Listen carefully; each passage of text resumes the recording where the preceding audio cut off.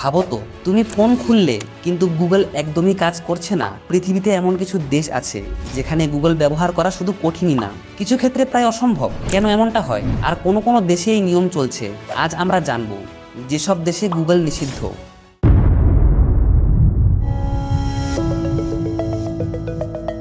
7 নম্বরে রয়েছে কিউবা। একসময় এই দেশটি বিশ্বের সবচেয়ে সীমিত ইন্টারনেট ব্যবস্থার মধ্যে ছিল। গুগল এখানে সম্পূর্ণ নিষিদ্ধ নয়, তবে এর ব্যবহার দীর্ঘদিন ধরে ধীরগতির নেটওয়ার্ক এবং সরকারি নিয়ন্ত্রণের কারণে সীমাবদ্ধ ছিল। কিছু বছর আগে পর্যন্ত সাধারণ মানুষকে নির্দিষ্ট পাবলিক উইফি জোনে গিয়ে ইন্টারনেট ব্যবহার করতে হতো। বর্তমানে পরিস্থিতি কিছুটা উন্নত হলেও ডিজিটাল অ্যাক্সেস এখনও পুরোপুরি মুক্ত নয়। কিউবা একটি দেশ যেখানে প্রযুক্তি এবং নিয়ন্ত্রণ একসাথে সহাবস্থান করে। 6 নম্বরে রয়েছে এরিত্রিয়া। আফ্রিকার অন্যতম সীমিত তথ্য প্রবাহের দেশ। এখানে ইন্টারনেট অ্যাক্সেস খুবই কম এবং তা কঠোরভাবে নিয়ন্ত্রিত। গুগল সম্পূর্ণভাবে নিষিদ্ধ না হলেও সাধারণ মানুষের জন্য এর ব্যবহার অত্যন্ত সীমাবদ্ধ। দেশ জুড়ে খুব কম মানুষই নিয়মিত ইন্টারনেট ব্যবহার করতে পারে। ধীরগতির সংযোগ, সীমিত অবকাঠামো এবং কড়া নজরদারির কারণে অনলাইন দুনিয়া এখানে অনেকটাই দূরের বিষয়।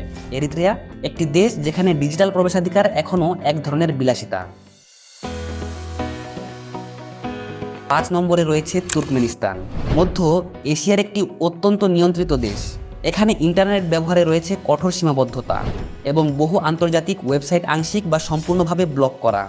গুগল সম্পূর্ণ নিষিদ্ধ না হলেও এর অনেক পরিষেবা সাধারণ মানুষের জন্য সহজলভ্য নয়। সরকারি নিয়ন্ত্রণ এবং সীমিত নেটওয়ার্কের কারণে তথ্য প্রবাহ এখানে অনেকটাই নিয়ন্ত্রিত থাকে। তুর্কমেনিস্তান একটি দেশ যেখানে ডিজিটাল দুনিয়া এখনও পুরোপুরি উন্মুক্ত নয়। 4 নম্বরে রয়েছে রাশিয়া, একটি দেশ যেখানে ডিজিটাল স্পেস ধীরে ধীরে নিয়ন্ত্রিত হচ্ছে। এখানে গুগল সম্পূর্ণ নিষিদ্ধ নয়, তবে এর কিছু পরিষেবা সীমাবদ্ধ করা হয়েছে। সাম্প্রতিক বছরগুলোতে সরকার স্থানীয় প্ল্যাটফর্মকে বেশি গুরুত্ব দিচ্ছে এবং তথ্য প্রবাহের ওপর নজরদারি বাড়ানো হয়েছে। কিছু ওয়েবসাইট ব্লক এবং কন্টেন্ট নিয়ন্ত্রণের কারণে ইন্টারনেট ব্যবহার পুরোপুরি মুক্ত নয়। রাশিয়া একটি দেশ যেখানে অনলাইন দুনিয়া এখন আর পুরোপুরি উন্মুক্ত নয়। 3 নম্বরে রয়েছে ইরান, একটি দেশ যেখানে ইন্টারনেট ব্যবহারের ওপর রয়েছে উল্লেখযোগ্য নিয়ন্ত্রণ। এখানে গুগল সম্পূর্ণ নিষিদ্ধ নয়, তবে এর কিছু পরিষেবা সময়ভেদে সীমাবদ্ধ করা হয়। সরকার নিজস্ব নেটওয়ার্ক এবং লোকাল প্ল্যাটফর্মকে অগ্রাধিকার দেয়, যার ফলে বৈশ্বিক তথ্য প্রবাহ আংশিকভাবে নিয়ন্ত্রিত থাকে। কিছু ওয়েবসাইট এবং কন্টেন্ট ব্লক থাকার কারণে ইন্টারনেট অভিজ্ঞতা এখানে অন্য অনেক দেশের তুলনায় আলাদা। ইরান একটি দেশ যেখানে অনলাইন জগতের স্বাধীনতা সবসময় একরকম থাকে না। 2 নম্বরে রয়েছে নর্থ কোরিয়া, বিশ্বের সবচেয়ে কঠোরভাবে নিয়ন্ত্রিত রাষ্ট্রগুলোর একটি। এখানে সাধারণ মানুষের জন্য বৈশ্বিক ইন্টারনেট প্রায় সম্পূর্ণ অপ্রাপ্য। গুগল ব্যবহার তো দূরের কথা, অধিকাংশ নাগরিক কেবলমাত্র একটি সীমিত অভ্যন্তরীণ নেটওয়ার্কে প্রবেশ করতে পারে, যা বাইরের বিশ্বের সাথে সংযুক্ত নয়। এই নেটওয়ার্কের মাধ্যমে শুধু নির্দিষ্ট সরকার অনুমোদিত তথ্যই দেখা সম্ভব।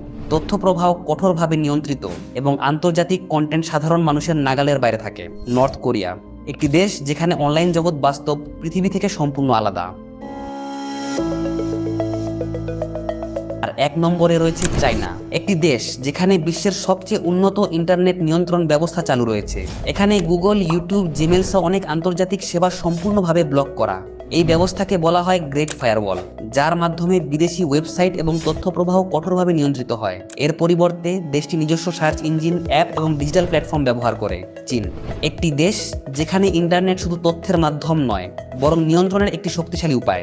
পৃথিবীর সব দেশেই ইন্টারনেট একরকম নয়, কোথাও এটা স্বাধীনতার প্রতীক, আর কোথাও কঠোর নিয়ন্ত্রণের একটি মাধ্যম। আজ আমরা দেখলাম কিছু দেশে গুগল ব্যবহার করা কতটা সীমিত বা অসম্ভব হতে পারে। এই বিষয়টা নিয়ে তোমার কি মতামত কমেন্টে জানাও। আর এমন আরও তথ্যভিত্তিক ভিডিও পেতে চ্যানেলটা সাবস্ক্রাইব করতে ভুলো না।